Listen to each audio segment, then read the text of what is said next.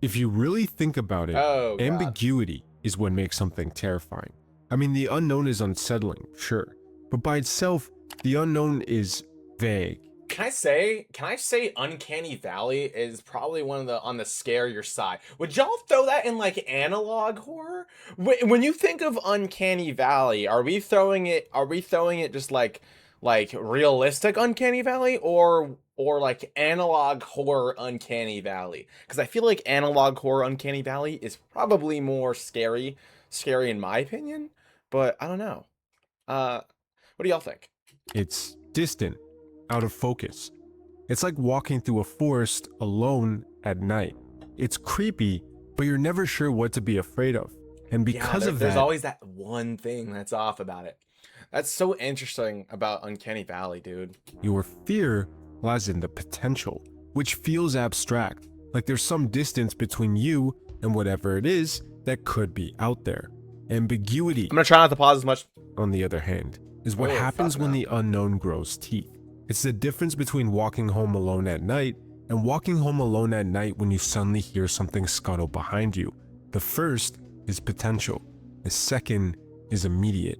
Now, there's something there, and it forces your brain to choose a threat level. Whatever it was could Oh be my dangerous. god, no, no, no, no, no, no, no, no, no, no. Is this from that wow, I can't think of it. I can't think of it. They're like that Frankenstein-ish Frankenweenie. This is from Frankenweenie.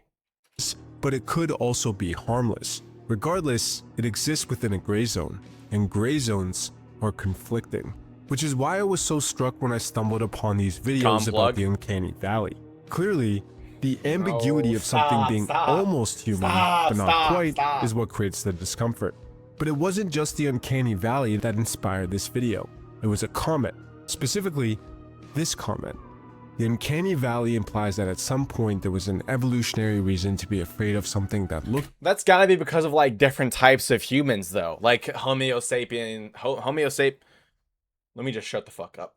human but wasn't. And that sent me down a rabbit hole. Could this evolutionary reason be other I hominids? hate these fucking photos. Like genuinely, I hate these photos. While there is some evidence to suggest Neanderthals engaged in cannibalism, and not only that, Neanderthals, I knew it. And Homo sapiens. That's how you say. That's how you say it, right? Homo sapiens. Homo sapiens. but interspecies predation. But okay, that's kinda unhinged. What about a predator? Well, mimicry is a very common strategy in the animal kingdom, and not only that, but some primates use it, even to this day. So clearly, this fear is grounded in something, and what I want to do is pull apart the most convincing theories to figure out what that something Oh, is. fuck no. So without further ado, let's get right into it. The emotion behavior mismatch hypothesis is a mouthful, but basically, it's about psychopaths. It's a theory that suggests we're creeped out by facial expressions or behaviors that don't match the emotions we expect. And this does happen. Angela Tinwell found that when virtual characters speak, no movement in the upper face makes the character That was look just because we were shit at making video games. That's just because we were so bad at making video games, we couldn't reg the face right. Nowadays, this is not a problem. This is not a problem nowadays, I guarantee you. disturbing, which explains a lot, like why so many horror characters Look, move getting jiggy with it. in Hold up. strange, unnatural ways, or why clowns are so unsettling. Clowns aren't scary. I'm gonna have that take. Clowns aren't scary. If you're scared of clowns, you're a bot. You're a bot if you're scared of clowns. I'm not gonna lie. They're like, what about this guy's scary? Nothing. What are you gonna do? Some party tricks for me, bro? Acting cheerful Like, this shit's not scary. while their faces stay stiff. But on its own, the theory just doesn't have enough evidence. For starters, it doesn't explain anatomical differences, like why pupils that are too big feel creepy. Second off, the uncanny valley is still felt by images, which throws a huge wrench in the idea that it's all about mismatched movement. But the biggest one, to me, is what would the selection pressure be? I mean, for something to become a universal instinct, the stakes have to be high. The people with better creep detectors had to incur some type of advantage. Not only that, but the threat also had to be consistent, showing up over hundreds Are of these all the generations? I've never actually looked at like the greatest generation, the interbellum generation, the Generations generation of and 1914, across many the different lost generation. environments. You know, Why do they have a tough name? How did we go from the lost generation to Gen Z or Gen Alpha? Who the fuck came up with that shit? stuff that it We fell off. can shape the entire species. It matches our attention span now. You're right. So the theory makes sense, but as an origin story, I just don't see it holding up. Unless you mix it with another one.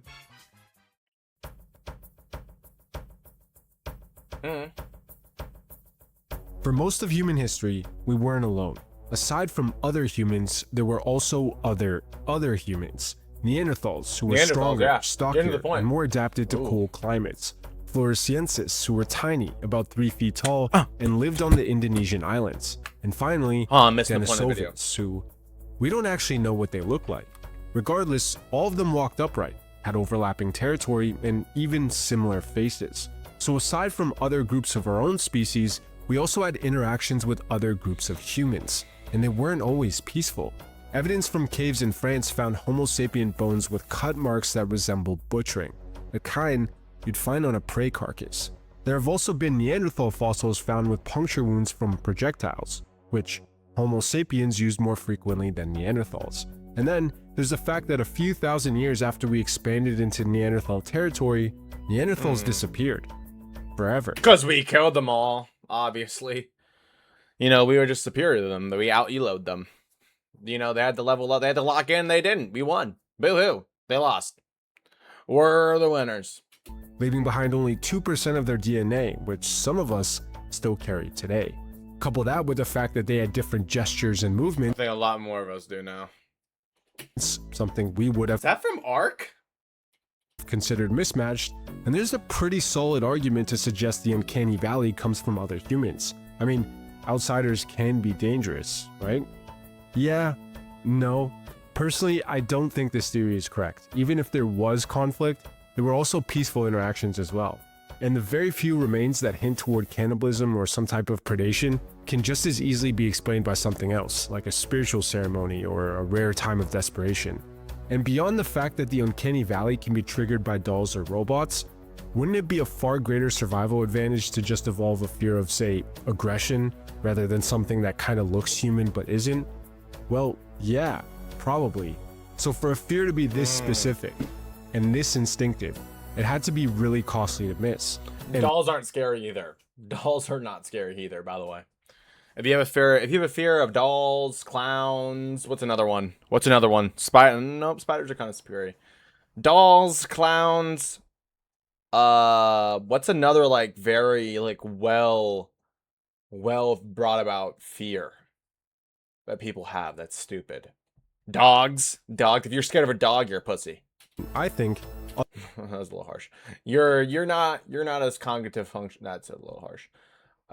If you're scared of dogs, you're a robot. other human groups just don't fit into that category. However, there is another theory that does.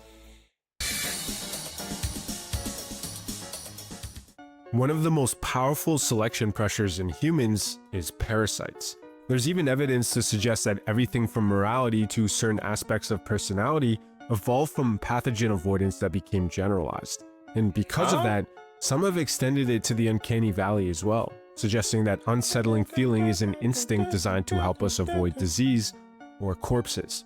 And at first, it checks a lot of the boxes. It's a signal that would be costly to miss. It hasn't checked a single box in my It's a threat that mind would yet. pop up often enough to shape entire populations, and there's a clear advantage to having this response. Add on to that the fact that a lot of the characteristics that make something unsettling fit into this kind of look of death, and you've got a solid theory. But here's the thing, by itself, it may I was about a single rock song, but I actually forgot. I forgot what song he made. be able to explain the origin of the Uncanny Valley, but not the intensity. I was about to do Big Justice. Boom! Boom! Boom! Boom! Wrong character. I mean, you might avoid someone who's coughing or whatever, but you're not going to feel some existential anxiety towards it. And on top of that, disease cues in general are subtle. Pale skin or sunken eyes don't really fit into that ambiguity of almost humanness category. However, I do think if you were to use it as a starting point, its impact could be amplified by another one of the theories used to It can be impacted by death? Okay. explain the Now we're talking. Uncanny Valley. Now we're more down my alleyway. Oh my. Don't tease me. Don't tease me like that.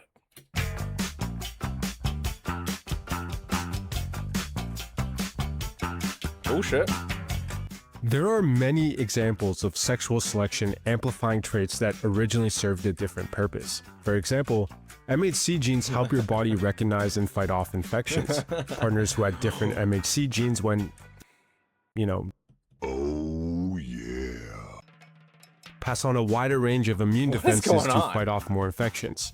Over time, this becomes an instinctual preference for body odors linked to immune systems different from one's own.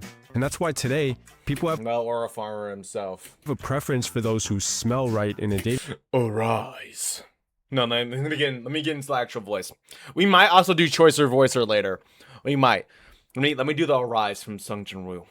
Arise. Was that it? Did I hit it? Arise. Oh wait. Arise. Wakey wakey. In context. It's actually a subconscious proxy for an immune system different from your own. In the animal kingdom, the classic example of this is the elk's antlers. Originally, they evolved as weapons, but over time, they started serving a different purpose, attracting mates. And whether it was because they looked more impressive or those If you had a big antler, you were putting all the bitches I heard. Big antler, happy life. who had bigger antlers won more fights, eventually they became the norm in the population. It's a bit more complicated than that, but for the Uncanny Valley, the only I think that's a real photo of Mark Zuckerberg. thing we really have to understand is that sexual selection exaggerates existing traits. So if avoiding disease or infection was the No, because they would get rid of it because they were chopped as fuck. So this could make sense. No one's looking at an Uncanny Valley photo and be like, "Hell, I'm tapping that." Hey there. My place, 7 o'clock. No one's saying that. So of course the trait would go away. origin, it's very plausible that sexual selection could have exaggerated this response into what the Uncanny Valley is today. Oh, that one kid from fucking Polar Express.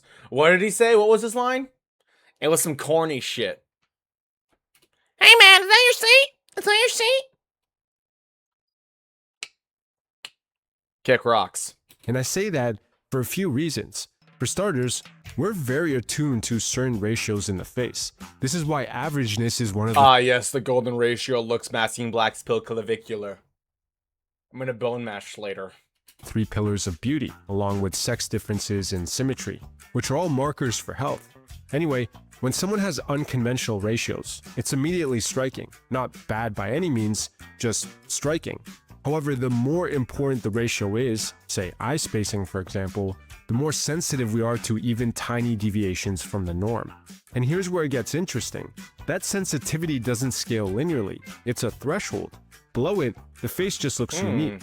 But beyond a certain point, something flips. Suddenly, that face feels Suddenly, you're a monster. unsettling. And I bring this up because when I was looking at many different Uncanny Valley images to figure out what the commonalities are, the only trait that pops up every single time is a mismatch between the size of the pupil and the surrounding sclera, which coincidentally is also the part of these faces the majority find the most discomforting, the eyes. This matters because the sclera is like the billboard of intent. It's the only visible sign that reveals where someone's attention is, what they're feeling, or whether they might be sick. In fact, humans are the only primates with clearly visible white sclera exactly for this reason. Take that away, and you can't tell anything about a person. So what I'm suggesting is, what may have started as a way to avoid disease You could see my pupil lighten up when I hit big. When I hit big on the roulette table. Oh, wow. Mom, I made it big, Mom. could have easily gotten exaggerated through sexual selection. The evidence for which is the preference humans have for averageness, which literally means facial features that closely match the statistical average across a population. But it wouldn't have stopped there, because faces, especially eyes, don't just signal health, they broadcast intent. And when certain expected ratios, especially in the sclera, are violated, the face becomes difficult to read, creating an uncertainty that isn't just Oh shit. confusing. In our past, it could have been deadly. He's holding this frame for a little longer than I'd like. So together, we have a model that fits the origin and the intensity we feel towards the Uncanny Valley. And out of all of the theories so far, I think this one makes the strongest case. I mean, it even fits with the mismatched psychopath detection theory from earlier. But honestly, there's one big knock on this idea. The Uncanny Valley doesn't just apply to faces. In fact, it even applies to sound. No, does it? I've never experienced this. Maybe he's talking about like the backroom sound. Maybe he's talking about something like that. One thing is still bothering me about the other hominid theory that I didn't address earlier. We don't know what Denisovans look like. We know they ate a lot of meat and had jaw structures similar to those of archaic humans, but that's it. And when it comes to deciphering what something looked like based on a handful of remains, all you can do is speculate. I mean, scientists are still trying to figure out what dinosaurs look like, and we have full intact skeletons. So imagine how wrong we could be about Denisovans when all we have to go off of is a tooth, a couple bone fragments, and a tooth. They could have had very abnormal behavior, specialized in hunting other humans, and used some long forgotten strategy that got lost to time. Obviously, I don't think this is true, but it does illustrate I think they were flying. a major point when it comes toward I actually think they were the ones who built the pyramids. I think they were flying creatures that were running around building pyramids every now and then. Mostly in Egypt. distant past. There are so many things that we still don't know. So a theory that suggests this fear comes from a creature that preyed on us is very possible. And as far as I know, there are two that fall into this camp. The predator theory, which hypothesizes there used to be a human-like creature that posed a threat to us, and the mimic theory, which suggests there was a species that evolved to look like humans to hunt us more effectively. What we do know is that early humans were prey to a lot of different things. Big cats, birds of prey, and even some canines. Along with that, there are primates, specifically the slow loris, that evolved to look like spectacled cobras, even going so far as to mimic the hissing and movements. So could there be some combination of these two elements that gave rise to this fear? This is extremely speculative. Like a big cat that looks like a human. Or what's that one like mythological creature? No, that one thing from Avatar. That one thing from Avatar: The Last Airbender. But I do see one path. Mimicry is predominantly employed by insects, usually parasites. There are some reptiles like the Iranian sand viper and some birds like cowbirds that do it, but it's exceptionally rare in mammals. And this is because the more complex an organism is, the less useful mimicry becomes as a strategy. But only if you're trying to mimic how something looks like. And mimicry doesn't just apply to physical traits. It can apply to behavior, or more importantly, sound, which is one area I haven't seen anybody do research into. Yeah, I've never Mimicking even heard Uncanny Valley when it comes to sound. Margays have been seen copying baby tamarin cries to trick the adults into coming closer. Some birds of prey, like the African crowned eagle, have been observed mimicking the distress calls of monkeys for the same reason. There's even a very iffy historical account from Pliny the Elder that claimed hyenas imitate human voices to lure them in. That can't be real. No way, no way. A hyena's in the bush. Come here, kid. Come here, kid. Kid, come here. Kid, come here. Well, it had to be like a roar. It's like, kid, come here. Kid, come here. Kid, come here. How do hyenas sound? Kid, come here. Kid, come here. Kid, come here. come from predators that once hunted humans or share the same family line. And if the Uncanny Valley applies to sound, Uncanny speech, that's a new it one. does, just listen to this. That's just the first ever like computer to have a voice. This is not. Oh my god, bro, it's unformed. Or this. Could it not be possible that it's a leftover instinct from a time when predators mimicked our cries? Well, maybe. And acceptation, which is when something evolves to do a new job it wasn't new word alert. originally meant for, could take it a step further, generalizing this fear of mismatches into other sensory channels, like what something looks like, aka the Uncanny Valley. So that's it, right? Reason cracked? Yeah. Well, it's an interesting idea and it's plausible, But using mimicry to hunt intelligent beings isn't exactly the best long-term strategy because we don't have to evolve to overcome threats. We can learn. And that's exactly why stealth is so powerful against us, which birds of prey and big cats use. If you're smart, you can learn to avoid a similar sounding cry. Oh my But God. you can't really learn to avoid something if you never see it coming. Which got me thinking, maybe it's not just about what falls into the uncanny valley. Maybe the real question here is, what actually makes something scary? Or maybe it's because...